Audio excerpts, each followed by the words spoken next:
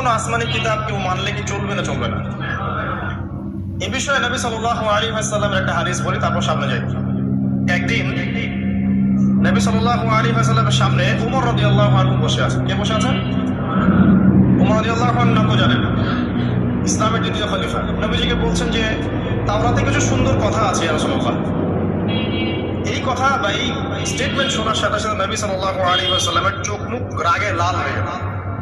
হাদিসটা মিশকাতে আছে।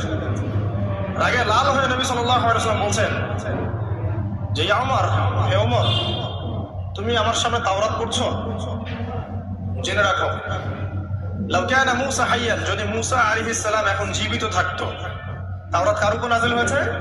মূসা। তাওরাত পড়ছো আমার সামনে, তাওরাত যার উপর নাজিল হয়েছে সেই মূসা আলাইহিস সালাম যদি জীবিত থাকতো এখন, ফাত্তাবা'তুমুহু, আর তোমরা আমাকে বাদ দিয়ে তার অনুসরণ করতে, ওয়া তারাকতুমুনি, আমাকে ছেড়ে দিতে, লা দালালতুম আন সাওয়াইস সাবিল, তাহলে তোমরা অবশ্যই পথভ্রষ্ট হয়ে যাবে। তাওরাত পড়ছো, এখন যদি মূসা আলাইহিস সালামও জীবিত থাকতো আর তোমরা আমাকে বাদ দিয়ে নবী মূসার অনুসরণ করা শুরু করতে, তোমরা অবশ্যই জাহান্নামে হয়ে যাবে। লাউ কানা মূসা হাইয়ান, যদি মূসাও জীবিত থাকতো এখন, আবার যদি জীবিত করা হয় আলাইহিস সালাম, লাত্তাবা'নি, অবশ্যই তাকে আমার অনুসরণ করতে হবে। অনেকে বুঝতে পারছেন? এই কারণে শেষ জামানায় যখন ঈসা ইবনে মারইয়াম আসবেন, তিনি নতুন কোনো শরীয়ত নিয়ে আসবেন না। কি নিয়ে আসবেন?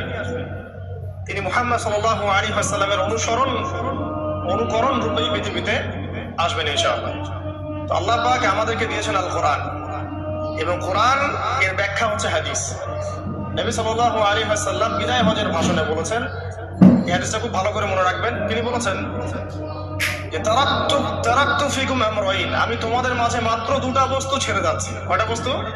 দুটা বস্তু। লান তাদিল্লু মা তামাসসাকতুম বিহিমা, তোমরা কোশ্চিন কালেও পথভ্রষ্ট হবে না যতদিন পর্যন্ত এই দুটাকে আঁকড়ে ধরে থাকবে। ঠিক আছে? তোমরা কোশ্চিন কালেও পথভ্রষ্ট হবে না যতদিন পর্যন্ত এই দুটাকে তোমরা শক্ত করে আঁকড়ে ধরে থাকবে। অন্য হাদিসে আছে দাঁতের মাড়ি দিয়ে কামড়ে থাকবে। আপনি সামনের দাঁত দিয়ে কিছু কামড়াতে গেলে কিন্তু টান দিলে ছিঁড়ে যাবে, যাবে না? দাঁতের মাড়ি দিয়ে যদি শক্ত করে ধরেন, এত সহজে কিন্তু টান দিলে ছিঁড়বে না। এই জন্য নবীজি বলছেন সাল্লাল্লাহু আলাইহি ওয়াসাল্লাম দাঁতের মাড়ি দিয়ে কামড়ে ধরে থাকবে কোরআন এবং সুন্নাহকে। সেই দুটো বস্তু কি? নবী সাল্লাল্লাহু আলাইহি ওয়াসাল্লাম বলছেন, একটা হচ্ছে কিতাব আল্লাহ, আল্লাহ পাকের কিতাব, মানে কি? আল কোরআন, ওয়া সুন্নতি নবীহি, মানে নবীর সুন্নাত, অর্থাৎ হাদিসগুলো। কোরআন এবং সুন্নাহ মিলে ইসলাম। এই ইসলামটাই হচ্ছে আল্লাহ রাব্বুল আলামিনের মনোনীত সর্বশেষ দিন, সর্বশেষ টেস্টামেন্ট। মানে আদম আলাইহিস সালামও তো মুসলিম ছিলেন, নূহ আলাইহিস সালামও মুসলিম ছিলেন, ঈসা আলাইহিস সালাম, মূসা আলাইহিস সালাম, ইব্রাহিম আলাইহিস সালাম, এই যে লক্ষ লক্ষ নবী রাসূল, তারা মুসলিম ছিলেন না?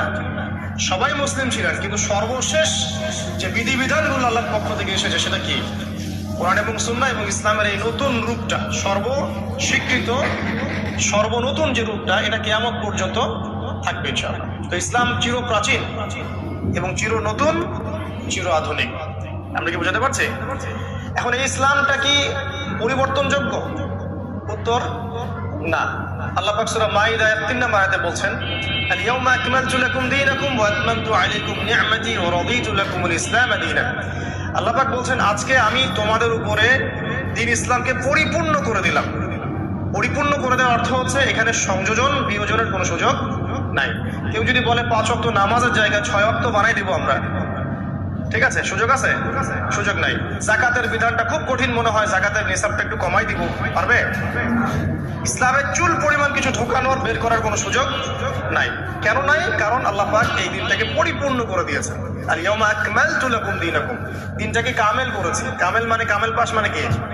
সার্টিফিকেট পাইছে পরিপূর্ণ, তাই না? সার্টিফিকেট সবকিছু না, জ্ঞান সবকিছু।